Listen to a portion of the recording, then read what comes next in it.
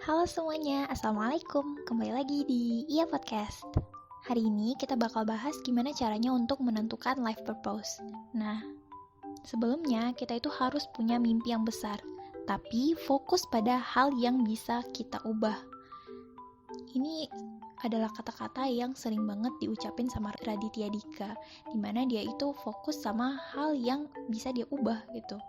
Nah, selanjutnya, hal yang harus kita lakukan adalah mulai dari apa yang ada. Kemudian, mulai dari diri kita sendiri. Misalnya dengan kita meningkatkan skill, baik hard skill maupun soft skill. Nah, soft skill ini bisa berupa kompetensi ataupun values yang kita pegang. Kemudian, kita juga bisa dengan menentukan life purpose kita. Dan yang terakhir adalah mulai dari sekarang atau eksekusi. Awal langkah penting dari mewujudkan mimpi yang besar adalah dengan membayangkan ujung tujuan. Jangan pernah takut sama hal yang udah pasti. Sekarang kita bakal bahas dua buah pendekatan untuk mengevaluasi life purpose kita. Pendekatan yang pertama itu adalah menanyakan apakah life purpose kita ini menggambarkan keterikatan yang kuat dengan people, change, and contribution. Yang pertama, people. Apakah life purpose yang akan kita bayangkan ini, yang sudah terbayangkan ini, mempunyai keterkaitan yang mendalam dengan kepentingan banyak orang? Yang kedua, change. Apakah life purpose yang telah kita bayangkan ini berkaitan dengan semangat untuk melakukan perubahan yang positif? Yang ketiga, contribution. Apakah life purpose yang telah kita bayangkan ini berkaitan dengan keinginan untuk memberikan kontribusi bagi masyarakat? Nah, coba dipikirkan sekali lagi. Oke, pendekatan yang kedua adalah dengan konsep ikigai. Ini merupakan sebuah konsep dari Jepang tentang reason atau alasan untuk hidup, tujuan untuk tetap terus bersemangat di hidup ini.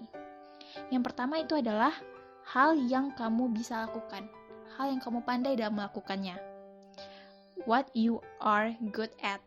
Yang kedua, what you love, apa yang kamu cintai, apa yang kamu senangi untuk melakukannya. Yang ketiga, what the world needs, apa yang dunia butuhkan. Dan yang terakhir itu adalah what you can be paid for, apa yang kamu dibayar dengan cukup, apa yang kamu dibayar dengan pantas. Nah, kalau misalnya nih cuma ada 2 poin di antara hal tersebut, contohnya kamu pandai dalam hal itu dan kamu suka ngelakuinnya, itu baru namanya passion. Kamu suka ngelakuinnya dan dunia membutuhkannya, itu namanya mission.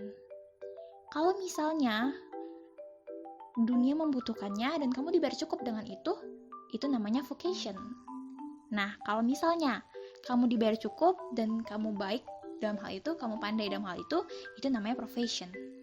Gimana kalau misalnya keempat-empatnya itu kamu punya, itulah yang disebut dengan ikigai.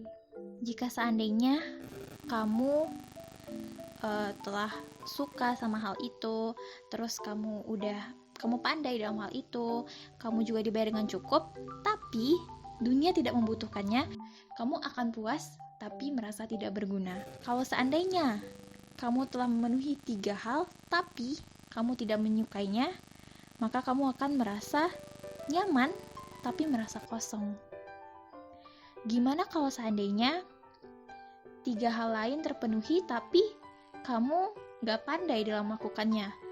Maka kamu akan merasa bersemangat tapi tidak yakin dengan kemampuan kamu.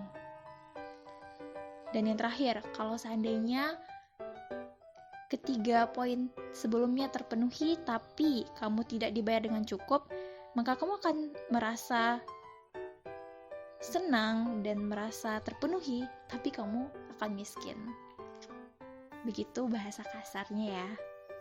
Nah, dari poin tersebut bisa dijadikan acuan juga apakah life purpose yang sebelumnya telah kamu rencanakan memenuhi 4 poin tadi. Kamu pandai melakukannya, kamu suka melakukannya, dunia membutuhkannya, dan kamu dibayar dengan pantas. Sekarang, setelah kamu menetapkan life purpose kamu, coba bayangkan apa legacy atau karya terbesar yang pengen kamu berikan ke orang lain, ke dunia ini. Dan kamu ingin diingat seperti apa? Apakah sebagai orang yang menemukan unsur ini, atau mungkin kamu ingin diingat sebagai orang yang mendirikan komunitas ini, atau justru kamu ingin diingat sebagai orang yang hidup ya biasa-biasa aja, hidup dengan tenang, bahagia di sekeliling keluarganya. Itu adalah pilihan kamu, tujuan hidup kamu. Silahkan ditentukan dari sekarang supaya kamu udah bisa meneropong nih apa tujuan akhir kamu. Oke, dan selanjutnya adalah kamu juga memikirkan profesi apa yang sesuai dengan life purpose kamu. Kalau aku pribadi, untuk sampai titik ini, sampai saat ini, life purpose aku adalah learn and grow together. Aku pengen terus belajar dan terus bertumbuh, gak hanya sendirian, tapi juga sama orang-orang lain. Dan inilah salah satu alasan kenapa aku membuat platform ini. Oke, sampai di sini dulu buat hari ini. Makasih buat kalian yang dengerin dari awal sampai akhir.